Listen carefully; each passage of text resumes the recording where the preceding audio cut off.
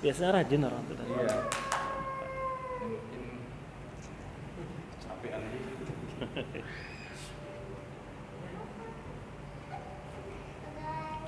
Bismillahirrahmanirrahim.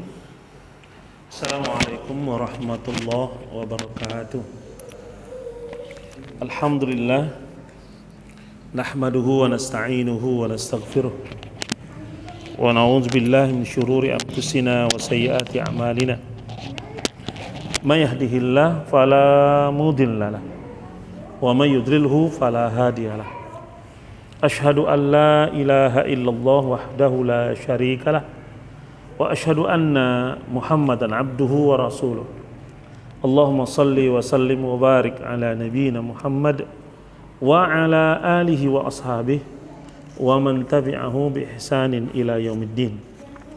Faqala Allah ta'ala fi kitabihil karim, ya ayyuhalladzina amanu taqullaha haqqa tuqatih wa la tamutunna illa wa antum muslimun.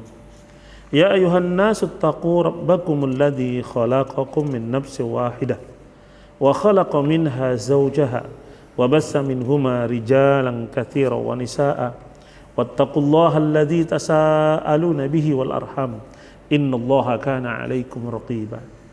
Ya ayyuhalladzina amanu taqullaha wa qulu qawlan sadida yuslih lakum a'malakum wa yaghfir lakum dhunubakum wa may yuti'illaha wa rasulahu faqad faza fawzan 'azima. Amma ba'du, fa inna asdaqal hadits kitabullah wa khairal hadi hadyu Muhammadin sallallahu alaihi wa ala alihi wasallam wa syarrul umuri muhdatsatuha wa kullu muhdatsatin bid'ah wa kullu bid'atin dhalalah wa kullu dhalalatin finnar.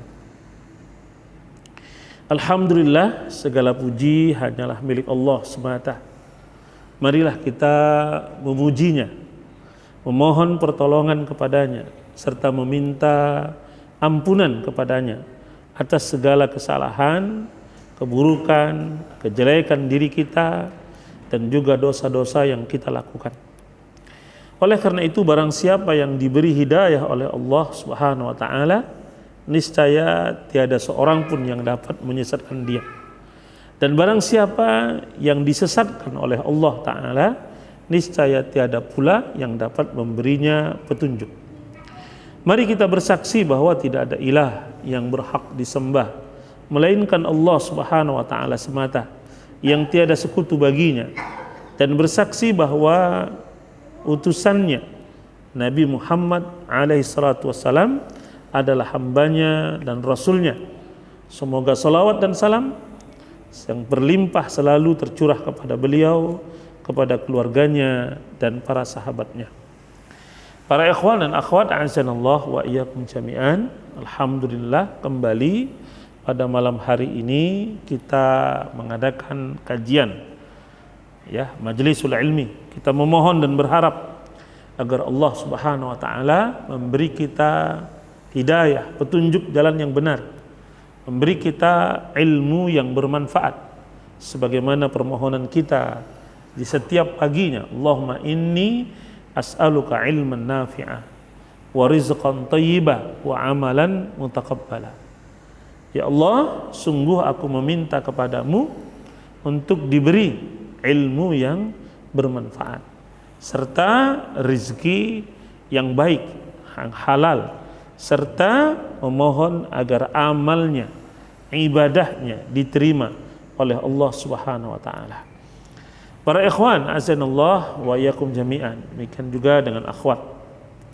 Agama Islam adalah agama yang agung, agama yang sangat memperhatikan akan perkara-perkara kehidupan, ya, terutama bagi umat Islam.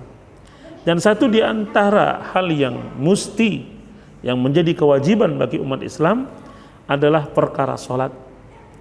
Dan perkara sholat ini menempati kedudukan yang sangat agung di dalam syariat kita. Baik ia sebagai rukun yang kedua dalam rukun Islam, ia juga merupakan ibadah yang Allah Subhanahu wa taala begitu banyak baik memerintahkan, menganjurkan, dan juga menyebutkan keutamaan yang sangat besar dalam ibadah salat tersebut. Dan sekaligus bahwa salat bagi siapa yang meninggalkannya maka akan mendapatkan ancaman yang sangat berat, ya, ancaman yang sangat keras, azab Allah yang sangat keras bagi orang-orang yang meremehkan, bagi orang-orang yang meninggalkan perkara salat ini. Bahkan meninggalkan salat merupakan dosa yang sangat besar, ya, yang berada di bawah dari kekufuran dan kesyirikan. Oleh karena itu ibadah salat adalah induknya ibadah, induknya ketaatan, ya, dan merupakan amal saleh yang paling utama. Karena itulah banyak sekali nas-nas dalam Al-Quran maupun di dalam As-Sunnah yang memerintahkan untuk menegakkan salat. Di antaranya firman Allah Ta'ala dalam surah Al-Baqarah ayat 238, hafidhu ala salawati wassalatil wusta wa qumu lillahi qanitin. Peliharalah semua salatmu dan peliharalah salat wusta, dan berdirilah untuk Rabbmu, untuk Allah Ta'ala, ya, dalam salatmu dengan khusyuk, dengan tenang, dengan tunduk.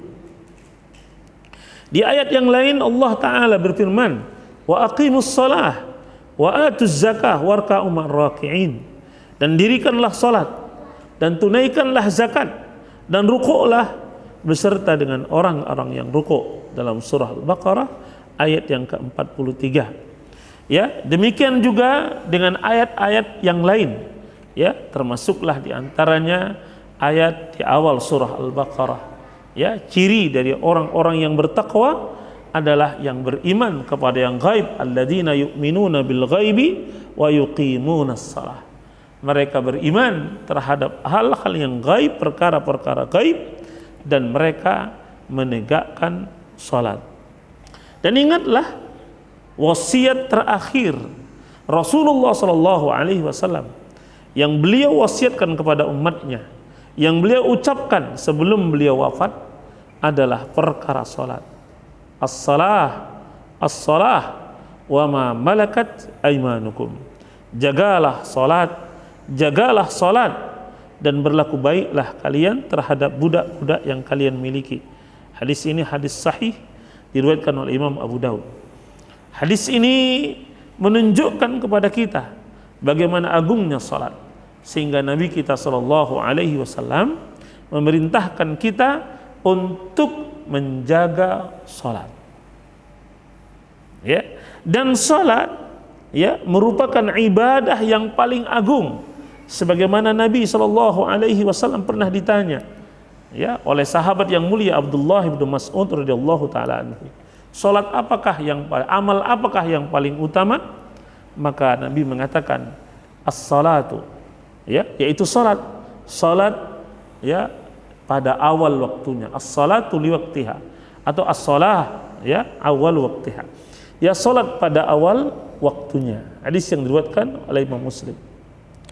Dan salat, ya, juga merupakan mata air, ya, yang dapat membersihkan kotoran, ya, ia berupa kesucian dan berupa ampunan, ya, sehingga Nabi SAW mengibaratkan bahwa salat itu seperti air sungai yang bersih, yang mengalir, yang bila seseorang mandi di dalamnya maka ia akan bersih pula.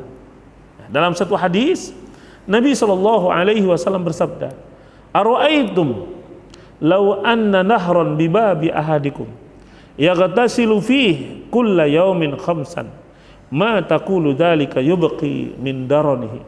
Qalu la yubqi min daranihi syai'a. Qala fadzalika mislu salawatil khamsi yamhullahu bihil khataya. Bagaimanakah pendapat kalian jika ada mata air yang mengalir di depan pintu salah seorang di antara kalian? Maksudnya sungai yang mengalir di salah satu pintu di rumah kalian. Lalu ia mandi 5 kali setiap hari di sungai tersebut. apakah masih tersisa kotoran pada tubuhnya? Para sahabat menjawab, tentu saja tidak ada kotoran yang tersisa. Maka Rasulullah SAW bersabda, seperti itulah perumpamaan salat 5 waktu, dengannya Allah Subhanahu wa taala menghapus dosa-dosa. Hadis rawal Bukhari dan Muslim. Nah, ini sebahagian dari keutamaan ya salat, dari perintah-perintah salat. Dan tentunya kita menginginkan salat kita agar diterima oleh Allah Subhanahu wa taala.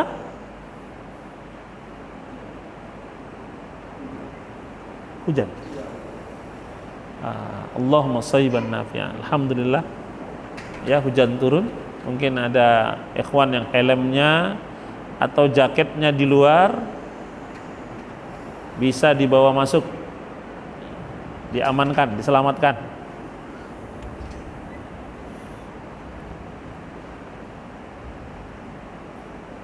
Baik, kita lanjutkan. Nah, agar sholat kita menjadi sholat yang bermakna, ya, sholat yang mendatangkan manfaat. Ya, kenapa? Karena Allah mengatakan innas sholata tanha 'anil fahsya'i wal munkar. Sesungguhnya sholat itu akan menjadi sebab, ya, bila ia dilakukan dengan benar, ya, sholatnya benar tata caranya, pelakunya ay al-musalli, orang yang sholat, ya, juga benar, ya, dalam pelaksanaannya, dari niatnya sampai selesai melaksanakannya. Ya, jadi tata caranya benar, ya, niat melaksanakannya juga benar, ya, maka ia akan menghasilkan buah yang besar. Apa di antara buahnya? Pengaruh yang sangat besar kepada hamba tersebut, memberikan asar yang sangat besar pada hamba tersebut. Di antara asarnya apa? Adalah tanha 'anil fahsya wal munkar. Jadi sholat itu menjadi sebab di mana al-musalli, orang yang sholat, nantinya dapat mencegah dirinya dari berbuat keji dan mungkar. Jadi seandainya kita masih juga jatuh dalam perkara keji dan mungkar, al-fahsya wal munkar, nah ini perkara sholatnya mesti dilihat. Mungkin ada hal-hal, ya, di mana ia tidak menyempurnakan sholat tersebut. Ya, apakah ia tidak menyempurnakan rukun-rukunnya? Apakah ia tidak menyempurnakan kewajiban-kewajiban yang ada padanya? Apakah ia tidak menyempurnakan harakat, gerakan-gerakannya? Ya, sehingga Nabi SAW pernah menyatakan bahwa orang yang sholat bisa jadi setelah dia selesai sholat dia hanya mendapatkan 1/10-nya, atau 1/9, 1/8, 1/7, 1/6, 1/5, 1/4, 1/3, atau setengahnya. Ya, atau bahkan mungkin orang yang sholat tak mendapati apapun, malah bisa jadi, ya, dia malah mendapatkan keburukan, dosa. Sebagaimana yang dikatakan Allah Ta'ala, wailul lil musallin alladzina hum an salatihim sahun. Celakalah bagi orang-orang yang salat, di mana ia, ya, dalam salatnya ia lalai. Nah, kelalaian ini bisa berarti ia lalai sampai meninggalkannya, atau ia lalai dengan mengundur-undur waktunya sampai waktunya berakhir, atau kelalaiannya dalam praktek sholat itu sendiri, ya, atau dia lakukan, ya, tapi hatinya sekalipun tidak khusyuk. Nah, lihat sabda Nabi SAW dalam hadis yang sahih, khamsun salawatin katabahunallahu 'alal ibad man jaa'a bihinna lam yudayyi' minhunna syai'an istighfafan bihaqqihinna kana lahu 'indallahi 'ahdun ayyudkhilahul jannah. Salat 5 waktu yang telah ditetapkan Allah Ta'ala atas hamba-hambanya, Maka barang siapa yang menemui Allah dengan membawa amalan salat tersebut dan tidak menyia-nyiakannya karena menganggap remeh perkara salat ini, maka baginya Allah berjanji, baginya janji Allah untuk memasukkannya ke dalam surga. Hadis rawahu Abu Daud dan juga Imam An-Nasa'i rahimahumullah dengan derajat yang sahih. Ayo ikhwah, perhatikanlah. Dalam hadis ini Nabi SAW menjelaskan, kalau seseorang bertemu dengan Allah, artinya dia wafat, dia bawa amalan salatnya, dia lakukan dengan sempurna, ia akan mendapatkan janji Allah. Apa janji Allah di situ? Ayudkhilahullahul jannah. Maka Allah akan memasukkan dia ke dalam surga. Ayudkhilahul jannah. Ya, Allah akan masukkan dia ke dalam surga. Namun apabila dia meremehkan, ya, istighfafan, ya, remeh dianya bihaqqihinna, dengan hak salat. Jadi salat ini punya hak. Bismillah.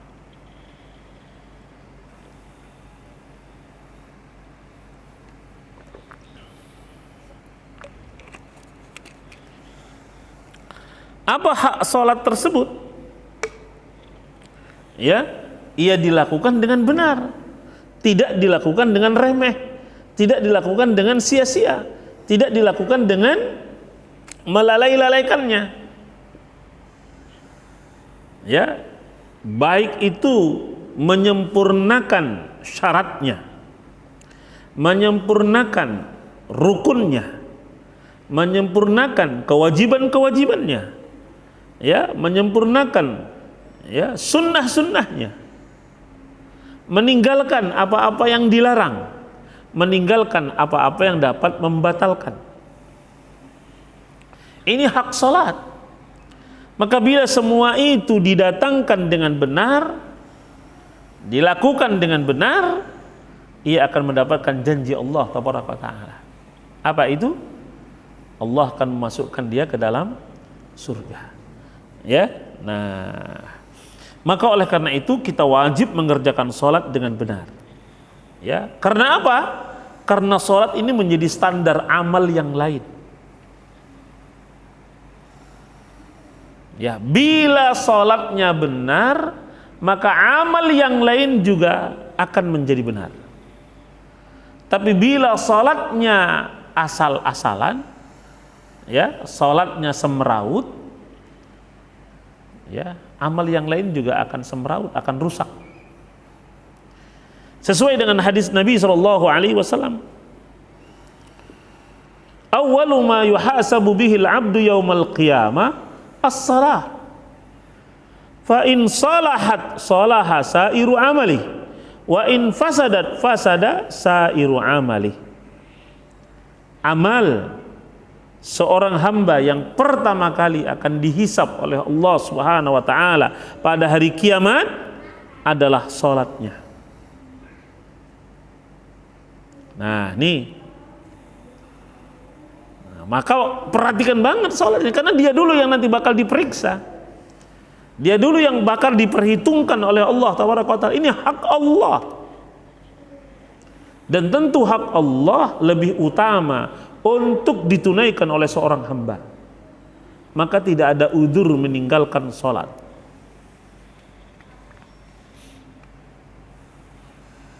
Ya, amal lain tuh ada udzurnya ya ikhwah. Ya, nah kita mau bicara yang mana? Selalu di dalamnya ada udzur. Sebentar lagi puasa, ada udzurnya. Ya, siapa yang sakit boleh tidak berpuasa, nanti diganti di hari lain. Kalau sakitnya nggak diharapkan kesembuhan, dia membayar fidyah. Musafir boleh. Orang yang sudah tak kuat berpuasa boleh diganti dengan cara fidyah. Nah, jadi ada uzurnya gitu ya. Orang nggak bisa zakat karena memang dia miskin, tidak berzakat. Ya, kalau dia orang kaya, tidak bisa menghitung kekayaannya, dia bisa minta bantu agar ya hartanya dihitung. Ya, haji, kalau dia sudah tak mampu haji, ada badal haji. Ya. Nah, baik, sekarang sholat. Ada badal sholat, ada qadha sholat, ada. Untuk siapa? Orang yang tertidur, kemudian dia bangun sudah lewat waktu. Nah, dia qadha itu artinya mengganti sholat yang dia lewat waktu. Ya, atau dia lupa. Ya, saking asiknya mungkin dengan pekerjaannya dia lupa. Ya, sekali dia tersadar, teringat, waktu sholat sudah habis. Nah, dia sholat saat ingat. Ya, itu disebutkan dalam hadis Nabi SAW. Man nama an sholatin au nasiyaha falyusalli idza dzakaraha. Barang siapa yang tertidur dari sholat atau terluput lupa dari sholat, maka hendaklah dia sholat apabila dia sudah bangun dan sudah mengingatnya. Nah, tapi adakah uzur untuk tidak sholat? Oh, baik. Satu, orang gila. Ya, orang gila apapun uzur sama dia. Anak kecil, ya memang anak kecil masih uzur, itu bukan uzur. Ini memang keadaan di mana keadaan ini tidak dibebani oleh beban syariat.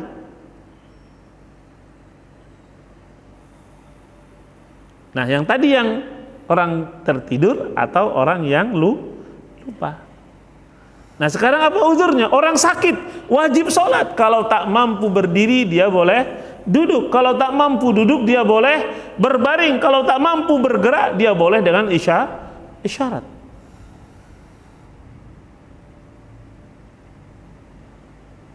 Nah, uzur apakah yang membuat kita boleh tidak sholat? Ya, tak sadarkan diri, sakit parah, ya, berbulan-bulan, bertahun-tahun nggak sadar, koma. Nah, itu ceritanya berbeda. Ya, kenapa? Karena di antara syarat dari sahnya sholat itu ada akil. Dia mesti orang yang berakal.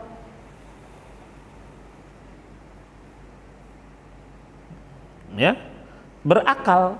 Orang tak berakal seperti anak bayi, seperti orang gila, seperti orang yang sedang tertidur, ya. Nah, atau orang yang sakit parah tidak mengingat apapun dia sudah lagi. Ya, ini dihukumi seperti orang gila. Terangkat kewajiban dari dia, bukan uzur namanya. Kalau puasa orang sakit kan sadar dianya sakit. Ya, musafir sadar dia. Salat nggak ada.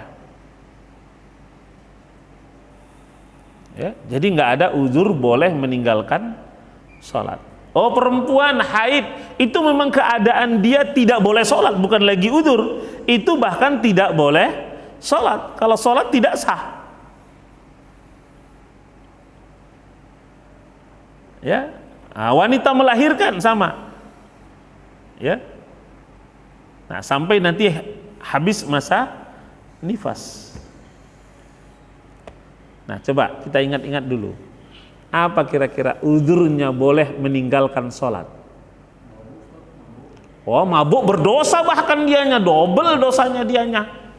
Dia mabuk sengaja ya, lain sama mabuk laut ya, atau mabuk kendaraan ya. Nah, itu kondisi orang yang memang staminanya tak kuat ya, kondisi dia tidak kuat. Apakah dia boleh meninggalkan sholat? Nggak boleh. Kalau mabuk minuman keras double dosanya. Dia minuman keras berdosa, dia tinggalkan sholat lagi, tambah lagi besar dosanya. Ngedrak, nah, ngedrak sama saja sama mabuk. Ya. Nah, maka mempertimbangkan begitu keutamaan sholat menjadi amal yang awal-awal dihisab, yang mula-mula dihisab, ya. Nah, hendaknya ini dijaga betul-betul. Ya, sampai tadi di hadis yang awal kita sebutkan, jangan sampai diremehkan. lam yudayyi'hunna syai'a. Jangan meremehkan sesuatu pun dalam perkara salat. Apalagi peremahan itu ya istighfafan, menganggapnya remeh, menganggapnya kecil masalah salat. Tidak ada. Perkara salat ini perkara besar. Allah yang mengatakan itu perkara besar. Ya ayyuhalladzina amanu ista'inu bis-sabri was-salah wa innaha lakabiratun illa 'alal khashi'in.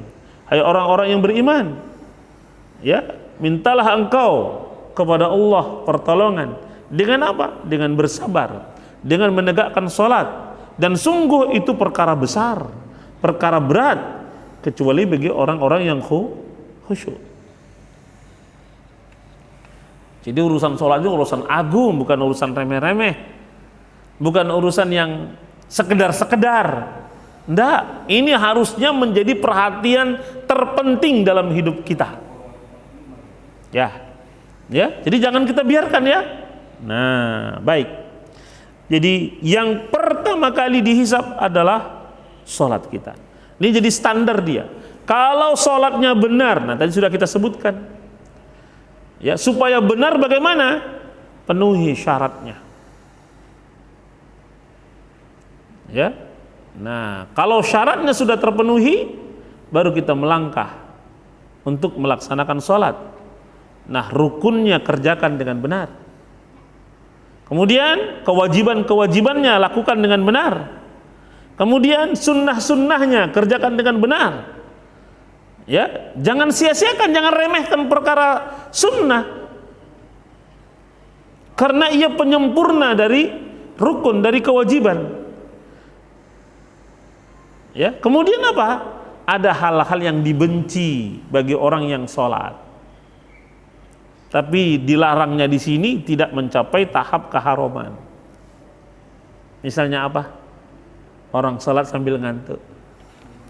Nah, jangan, kalau Anda ngantuk, Anda berusaha untuk tidak ngantuk. Kemudian menahan kencing dan menahan buang air besar. Udah tahu mau sholat, tahu dia kebelet kencing. Nah, tahu dia bahwasanya sudah iqamah. Wah, ini saya ketinggalan sholat kalau saya kencing dulu. Wah, saya langsung ikut sholat, tapi sambil nahan-nahan dia. Nah, nampak bergoyang pantatnya, bergetar itu menahan dianya. Ini tak baik. Dilarang oleh Nabi SAW. Jangan kamu sholat saat engkau menahan dua kotoran. Ya, kotoran yang bakal keluar, yaitu air kencing dan air besarnya, kotoran. Udah tahu dia perutnya meliuk-liuk. Nah, apalagi kena mumen ya kan. Wah,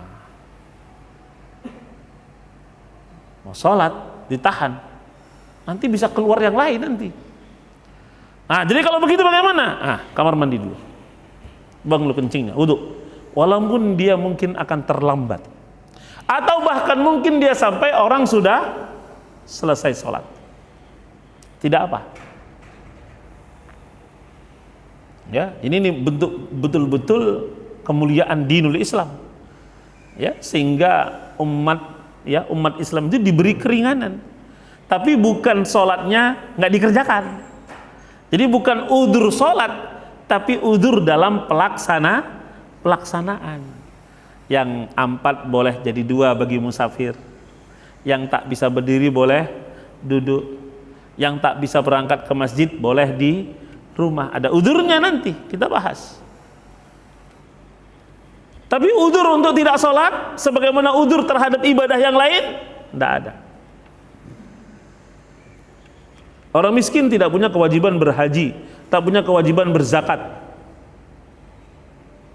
Dia miskin gimana mau zakat?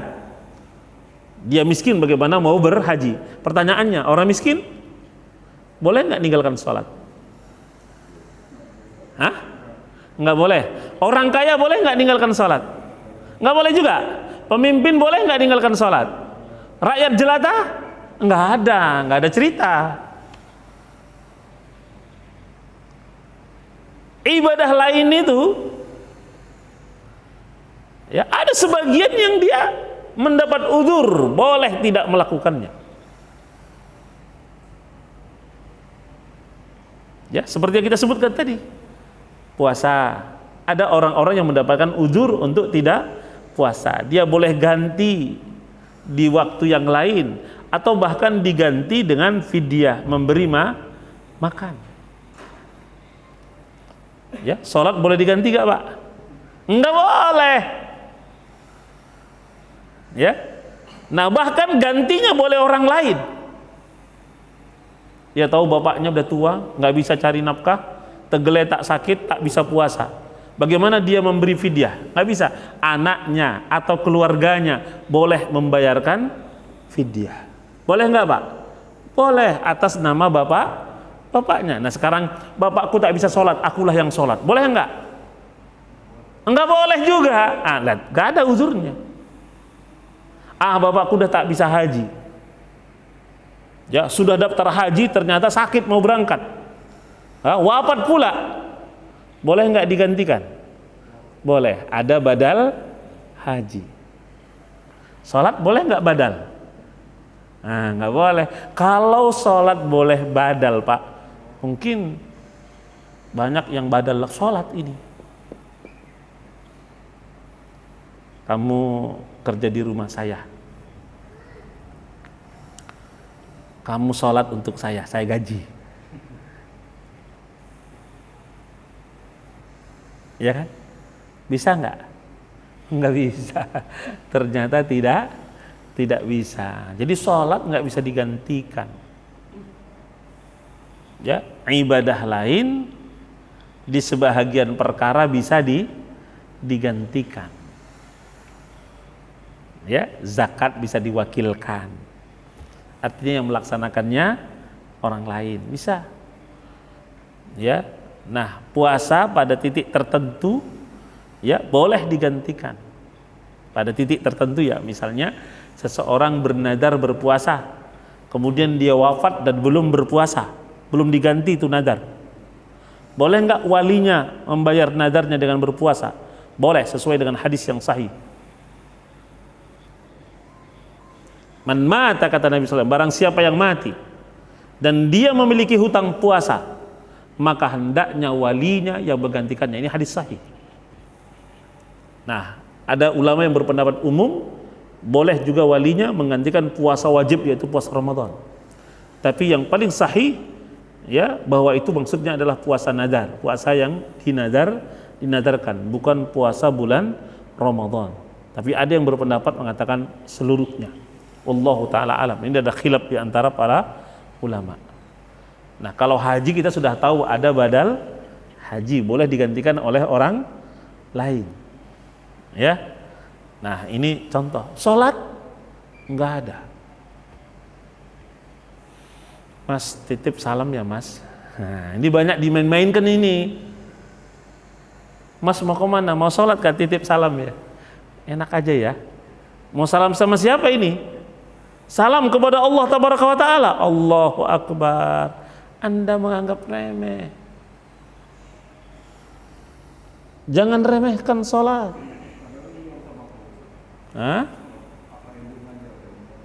Apa? Ingat aja. Ingat sholat berarti udah sholat. Ingat sholat berarti udah sholat. Oh gitu pula. Ya. Ini mau dia gitu ya. Nah. Jadi asal diajak orang dibilang udah sholat dia kan, karena sudah ingat. Kalau puasa enggak iling, enggak cukup. Hanya untuk sholat saja. Kenapa enggak sekalian aja semuanya? Haji ingat udah haji, puasa ingat udah puasa. Kenapa enggak? Apa bedanya? Sholat lebih agung daripada ibadah yang lain. Ya, kenapa? Sekali lagi tadi ibadah yang lain masih ada udzur. Sholat tidak ada udzur. Enak saja mau diganti dengan iling, dengan hanya ingat saja. Tuh asal itu namanya Pak. Asal ditambahi an. Ya. Nah, asal-asalan namanya. Mesti mendatangkan dalil karena agama ini menggunakan dalil. Baik, kita lanjutkan ya. Nah, lihat ini hadis Nabi SAW. Ya, orang yang melaksanakan sholat itu akan mendapatkan jaminan, mendapatkan keamanan, ya, dari kekufuran dan dari kesyirikan. Selama, sekali lagi ya, dia sholatnya benar. Apa tadi yang perlu diperhatikan? Rukun, syaratnya, rukunnya.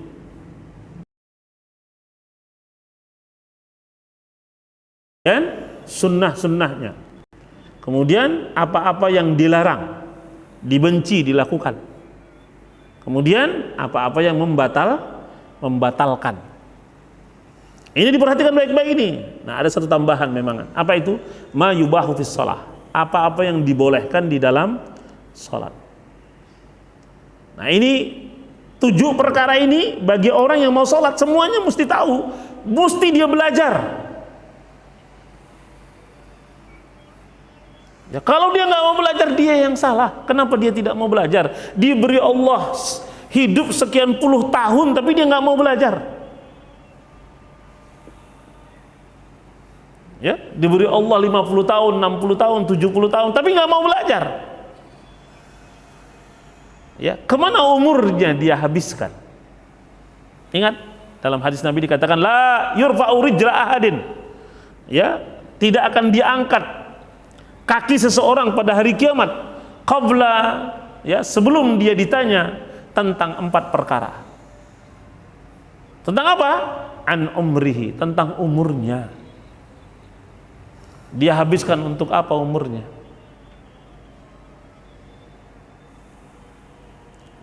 Ya, ditanya dianya. Untuk apa dia habiskan umurnya? Kenapa bukan untuk yang bermanfaat? Kenapa dia tak mau belajar?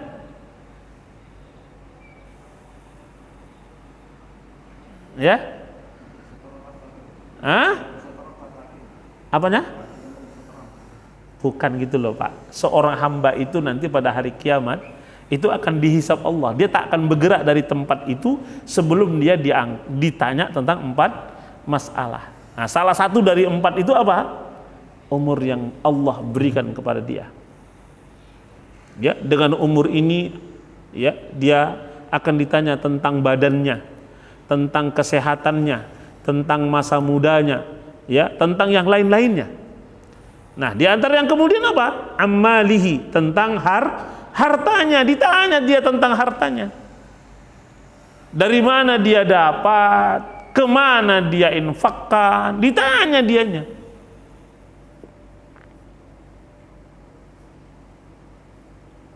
Ya. Nah, kemudian ilmunya, ditanya dia, Anda belajar atau nggak belajar?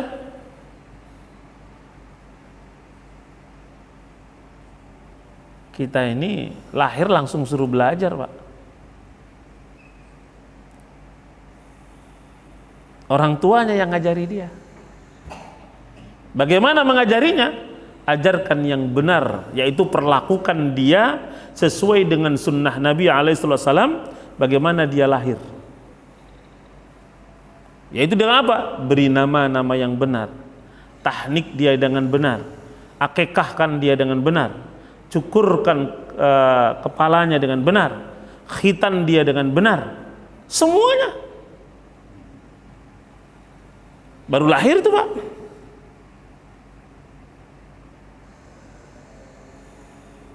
Ya. Nah, tentang badannya ditanya dia, wa an jasadihi, umur, ya, hartanya, badannya, kemudian tadi ilmunya ditanya. Baik, mengingat sudah azan, nanti kita, ya, insyaallah di waktu yang lain bertemu lagi. Ya, tapi perlu mungkin dicarilah, kalaupun ada yang bisa bersambung gitu kan, karena waktunya singkat sekali. Dari maghrib ke isya kadang tidak sampai 1 jam kan, sebentar. Demikian ana rasa, mohon maaf untuk semuanya, semoga bermanfaat. Walhamdulillah wassallallahu Muhammadin wa ala alihi wasallam. Subhanakallah bihamdika asyhadu an la ilaha illa anta. Assalamualaikum warahmatullahi wabarakatuh.